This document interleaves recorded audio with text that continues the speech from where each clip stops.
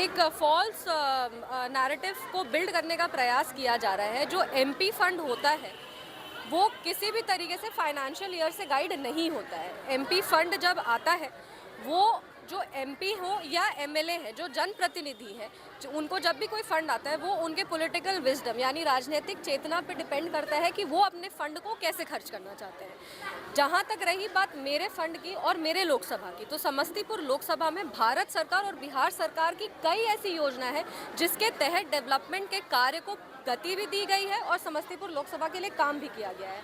आप अगर ग्रामीण कार्य विभाग को ही देख लें तो 100 करोड़ से ऊपर का काम समस्तीपुर लोकसभा में हुआ है। अगर आप शिक्षा विभाग को देख लें, स्वास्थ्य विभाग को देख लें, इंफ्रास्ट्रक्चर का पथ निर्माण आप देख लें, एनएचएआई देख लें, आप रेलवे देख लें, लगातार ऐसे डिपार्टमेंट है। भारत सरकार और बिहार सरकार की कई ऐसी योजना है, जब हम लोग के पास कोई आवेदन आता है तो उस आवेदन को सबसे पहले हम लोग ब्रेक करने का कोशिश करते हैं कि ये किस डिपार्टमेंट के माध्यम से इसको किया जा सकता है, क्योंकि बहुत सारी ऐसी योजना होती है जिसमें छोटे छोटे काम भी हो सकते हैं। तो ऐसे में लगातार वो डेवलपमेंट के कार्य को गति दी जा रही है, उसको रफ्तार दिया जा रहा है। अभी तक ऐसा कोई भी टास्क डेवलपमेंट के क्षेत्र में नहीं हुआ है जिसको रोका गया है।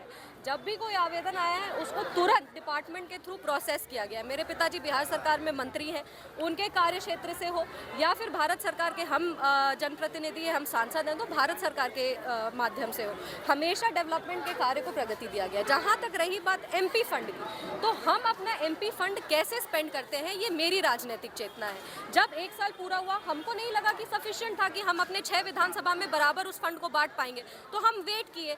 उसके बाद दूसरे साल का जब आया तो बिहार विधानसभा का चुनाव आ गया।